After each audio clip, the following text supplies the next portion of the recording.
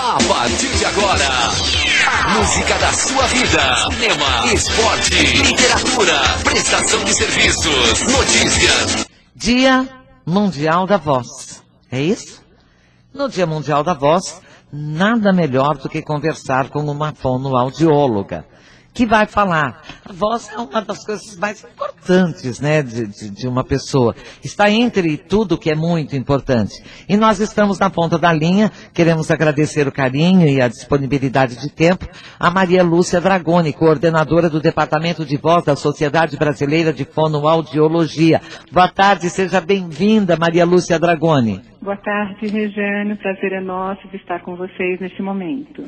Como as pessoas encaram a própria voz? A procura para colocar a voz no lugar, para saber utilizar a voz, é muito grande por parte de jovens, principalmente. As pessoas de um pouco mais de idade, que não corrigiram no tempo devido, elas deixam passar para sempre? Na verdade, Regiane, o que nós temos de procura muito intensa são profissionais da voz que se deparam em determinado momento com alguma rouquidão que esteja interferindo no exercício profissional. Aí são o quê? Locutores, são palestrantes, são professores principalmente, tá? Principalmente professores, sim.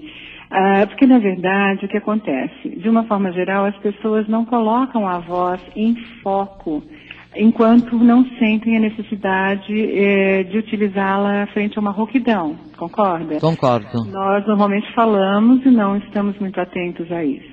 Na presença de uma rouquidão que começa a incomodar, então as pessoas...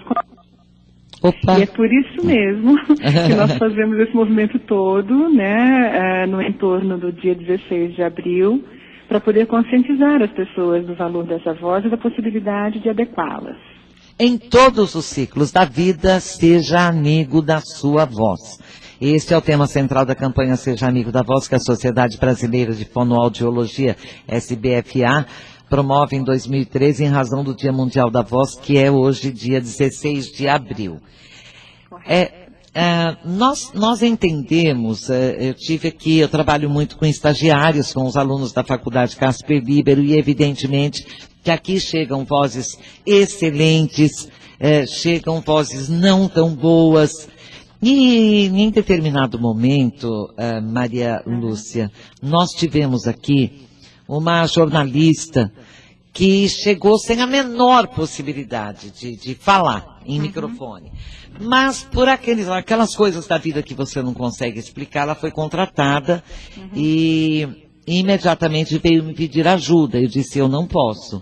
Eu não sou fonoaudióloga, eu não tenho a menor condição de fazer alguma coisa pela sua voz. Ela é uma pessoa muito inteligente, ela é uma pessoa muito bonita, ela é curiosa, o que significa que tem todos os ingredientes para ser uma bela jornalista, e ela procurou imediatamente uma das grandes fonoaudiólogas do Brasil, a que deu voz padrão à Globo, a Madalena de Paula, me parece, que você deve conhecer.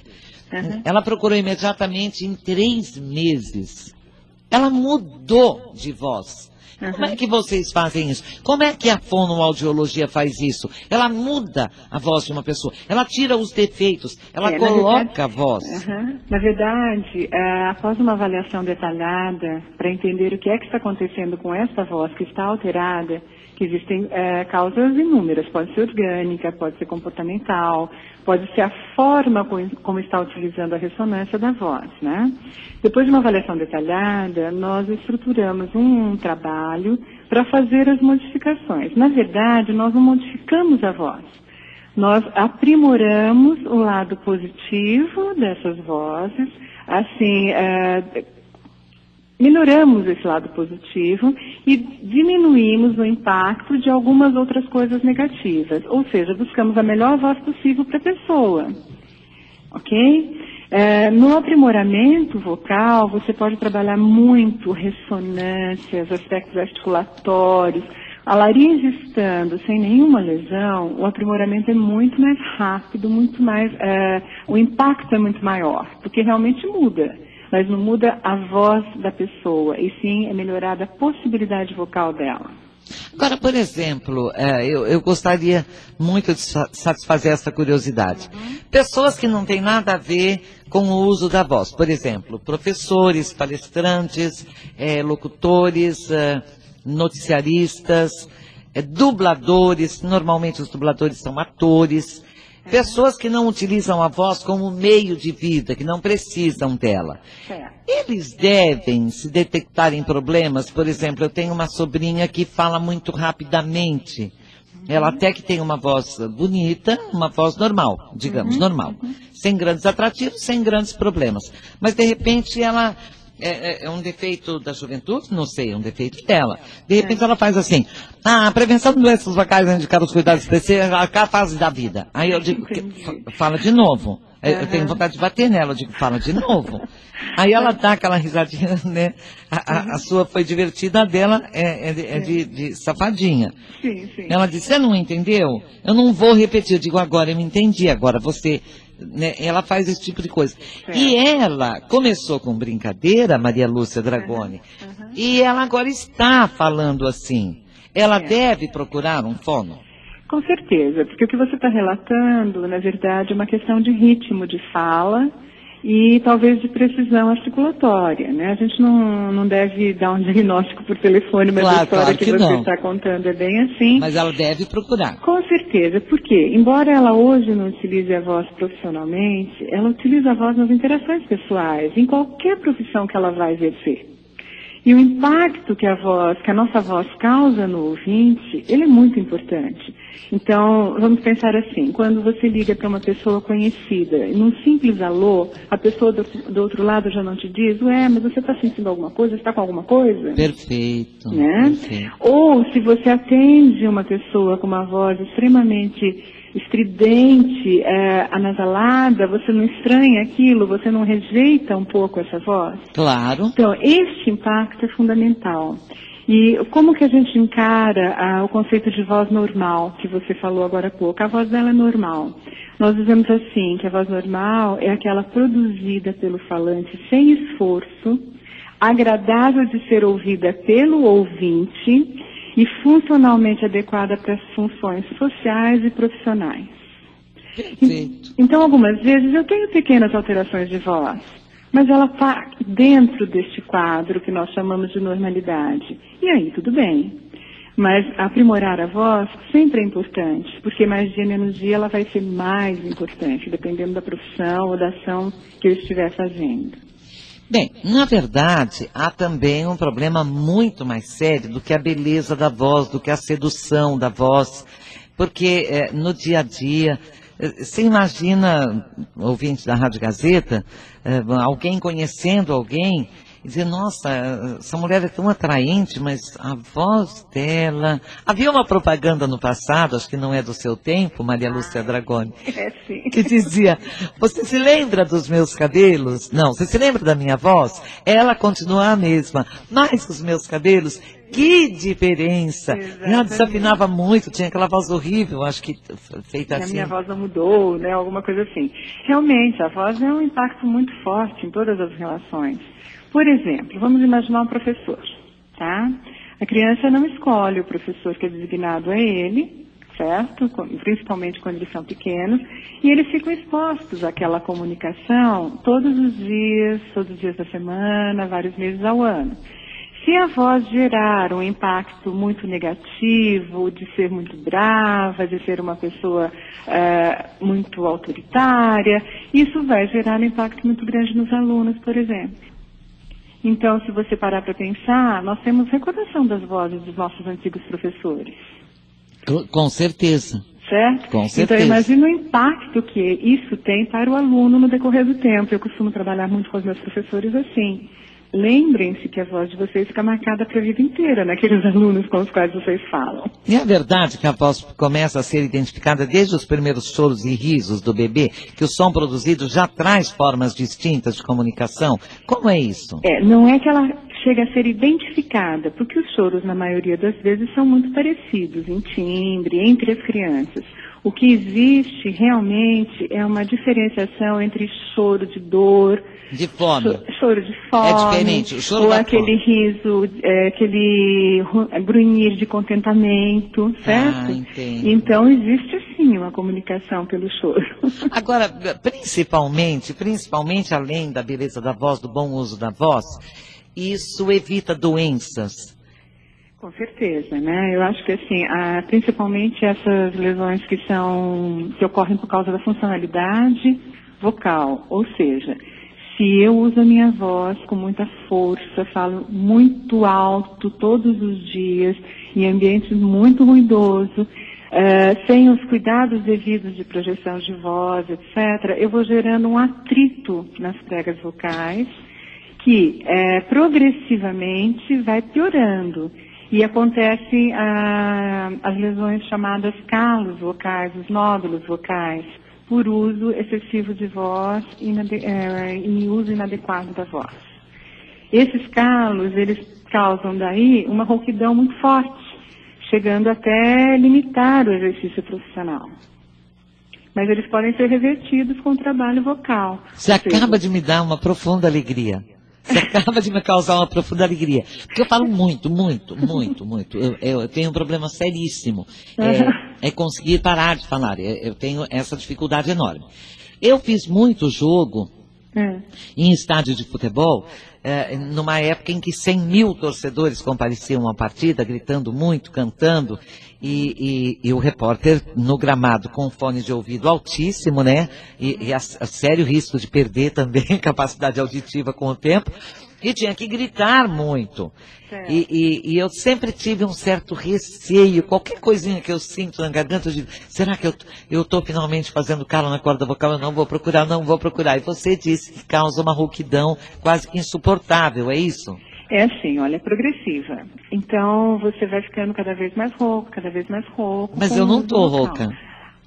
Que eu escute aqui, não. Mas eu não sei como que está atualmente. Eu vou ver um programa de 5 anos atrás para ver se a diferença é muito grande e depois eu vou te procurar. Tá certo. Eu acho assim, olha, eu vou deixar bem claro que qualquer suspeita que nós tenhamos com relação à nossa voz, então não, eu estou rouca, a minha voz mudou no decorrer do tempo, ou tem hora que ela falha, ou mesmo eu sinto muito a minha garganta na hora depois que eu falei, no final do dia eu estou muito cansada. São sinais que o organismo está nos dando de que alguma coisa está incorreta na forma como eu estou usando a minha voz. Então é muito interessante passar por uma avaliação completa. E nós dizemos, acho que eu já falei, mas eu vou repetir, rouquidão por mais de 15 dias deve ser um alerta muito forte e deve passar por avaliação otorrinolaringológica ou fonoaudiológica, e seja em qualquer idade. Perfeito. Uma das profissões mais afetadas no uso da voz é a que envolve, né, profissionais da educação, claro, a Vera já disse isso. A fonoaudiologia há 30 anos foi oficialmente reconhecida no Brasil, 30 anos. E há pouco mais de 2 décadas foi criada a Sociedade Brasileira de Fonoaudiologia. Essa sociedade brasileira, ela reúne, evidentemente, fonoaudiólogos em defesa da voz, em defesa da prevenção, porque às vezes uma consulta com um fonoaudiólogo, ela pode ser completamente, ela deve ser completamente diferente da consulta com um otorrinolaringologista. Porque, na verdade, o otorrino analisa as condições anatômicas funcionais daquela laringe. Ele faz o diagnóstico da doença de laringe. Perfeito. E o fonoaudiólogo trabalha os aspectos terapêuticos para recuperar aquelas lesões. Perfeito. Certo? E você estava falando dos professores. E os professores que são os que mais utilizam a voz, eles têm, por exemplo, a necessidade de uma voz impositiva. Porque eu não posso dar aulas, eu não posso dar explicações, eu não posso orientar os meus alunos, levar descobertas aos meus alunos, se eu tiver fragilidade na voz, se eu tiver dificuldade numa palestra, enfim, eu preciso ter a voz forte e convincente. Esse trabalho pode ser realizado pelo fonoaudiólogo no caso da pessoa ter problemas de se impor pela voz. Sim, com certeza nós temos batalhado muito para que os cursos de formação inicial e continuada de professores tenham no seu currículo uma disciplina de comunicação oral e voz. Quando você diz assim que o professor precisa ter uma voz impositiva, eu diria assim, o professor precisa ter uma comunicação oral efetiva, agradável, com uma expressividade muito boa, para poder cativar o aluno para esse processo de ensinar e aprender. Se ele desenvolver no meio do caminho uma rouquidão, essa voz essencial ao professor, ela vai ficar prejudicada, não vai estar representando o professor, aquele indivíduo professor. Ela vai estar rouca, com pouca flexibilidade, ou seja, vai limitar o potencial que ele teria com uma voz muito boa como recurso de trabalho. Beleza. A Renata Câmara, que faz parte da nossa produção, do nosso quadro de locutores, apresentadores e repórteres, quer fazer uma pergunta para a nossa fonoaudióloga. Pois não. Doutora Maria, boa tarde, tudo bem? Boa tarde, Renata. Doutora, eu gostaria de saber, é uma coisa que é muito comum, a gente vê que, principalmente os meninos na adolescência, a voz muda bastante, né? E quando chega na fase adulta, tanto as mulheres quanto os homens, e quando permanece aquela voz infantil, isso tem como mudar ou não? Olha, então nós vamos entrar num comportamento vocal, certo? Então, vamos pensar nessa muda vocal que acontece tanto para os meninos quanto para as meninas. Nos meninos, ela é muito mais drástica, porque a ação hormonal nos garotos faz com que a laringe praticamente dobre em tamanho e a prega vocal fique mais engrossada. Por isso é que eles agravam tanto a voz em uma escala, quase 10 sons.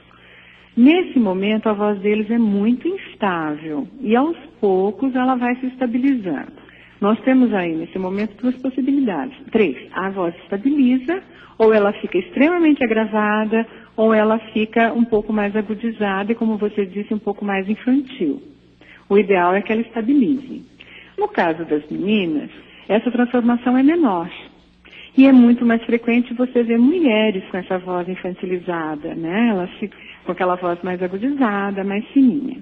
As possibilidades de ação nesse tipo de problema são inúmeras. Primeiro precisa saber se realmente essa muda vocal ocorreu, se essa transformação da laringe ocorreu. Se ocorreu, nós temos aí que lidar com a adaptação daquela pessoa à nova laringe. E é possível, porque você vai modificando o comportamento vocal e vai adequando a voz ao tipo físico, idade, sexo da pessoa. E, novamente, a gente vai voltar naquela história logo do começo, que a gente trabalha, na verdade, com a laringe daquela pessoa. Então, qual que é a melhor possibilidade para ela?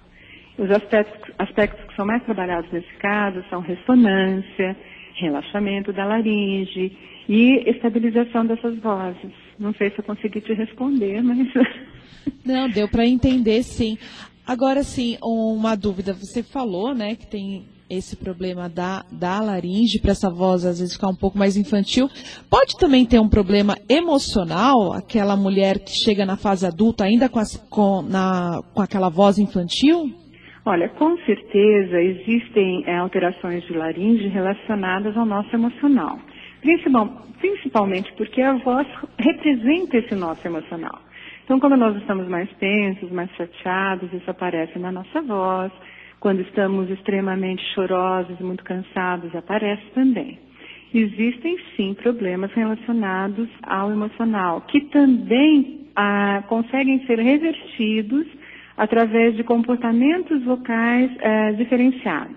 Então, a pessoa passa a experimentar outro tipo de colocação de voz e conseguimos, com isso, trazê-la para a voz real que ela tem, com ou sem trabalho paralelo de psicólogos. Algumas vezes há necessidade dos psicólogos estarem em paralelo com o fonoaudiólogo. Você lembra da Sinira Arruda? Lembro. Olha, você já viu que aqui eu lembro de coisas bem antigas, né? É que a sua voz é tão jovem. Que bom. Depois você me conta o segredo, tá? Para manter. Então, Maria Lúcia Dragoni, a fonoaudióloga da Sociedade Brasileira de Fonoaudiologia, conversando com a gente. A Sinira Arruda tinha uma voz absolutamente insuportável. Com certeza. E a mãe... agudizada e áspera, né? Exato, aquela coisa, né? Ela era jurada do Silvio Santos, eu sofria muito. Quando ouvia, porque também nem curtia o programa. Mas a mãe dela era locutora da Jovem Pan, com uma voz pro rádio à noite. Sabe aquela voz aveludada, macia, suave, quente, perceptível, ou audível, aquela voz que você gostava de ouvir. Quer dizer que não herda, né? Voz não herda. Então, são inúmeras as causas de uma alteração de voz. Eu acho que existe sim um fator hereditário por causa da conformação do organismo como um todo, tá? Mas eu posso ter laringes semelhantes, mas com algumas lesões diferenciadas. Existem alterações mínimas de laringe que são congênitas, que nascem com a gente. Então, algumas vozes que algumas vezes são roucas já desde pequenininho e que isso não melhora no decorrer do tempo, podem ter essas alterações estruturais mínimas. O que nós entendemos na fonoaudiologia é que mesmo na presença dessas alterações, há sempre a possibilidade de conseguir um ganho para que essa voz não seja tão alterada, ou compensações diferenciadas que façam essa voz ser melhor do que é. Ok? No caso da Sinira Arruda, eu não tenho um diagnóstico do que era, do que não era, tá? Mas, como você está dizendo, a mãe tinha uma voz muito boa, ela tinha uma voz alterada. Então, pode ser uma diferença grande com relação à laringe em si. Bem, eu gostaria de continuar conversando com a Maria Lúcia Dragoni a tarde inteira, mas acredito que outras oportunidades surgirão e gostaria muito que voltasse a participar da nossa programação, mas ainda tenho uma curiosidade, depois deixar um espaço aberto para dizer aquilo que eu não perguntei, porque o leigo sempre deixa alguma coisa importante de fora, né? Existe uma idade limite para cuidar da voz? Não existe. A partir que a criança já fala e conversa, é possível fazer muitos trabalhos com relação à voz. Isso segue até o nosso envelhecimento. Sempre é possível melhorar. Eu quero deixar aqui um recado bem grande nessa semana, que é este. A voz pode ser melhorada sempre. Rouquidão não é normal. Procure sempre um especialista quando achar que houve alguma alteração, porque sempre é possível melhorar. Maravilha! Em todos os ciclos da vida, seja amigo da sua voz. Obrigada, Maria Lúcia Dragoni, do Departamento da Voz da Sociedade Brasileira de Fonoaudiologia. Espero poder continuar contando com a sua importante presença aqui na nossa Rádio Gazeta. Eu agradeço muito o convite de vocês em nome da Sociedade Brasileira de Fonoaudiologia e queria dizer que no nosso site tem muitas informações sobre todas as dicas possíveis de fonoaudiologia para as pessoas. O site é www.sbfa.org.br. E muito obrigada pela participação. Eu é que agradeço. Deixa eu repetir o site. E as pessoas que não tiverem tempo de anotar, podem ligar aqui para o nosso 3170-5800, que nós estaremos passando. Mas é o www.sbfa.org.br. Aí não precisa a barra e campanha da voz, né? Se quiser barra e campanha da voz, tem todas as informações da campanha, mas pode procurar as informações,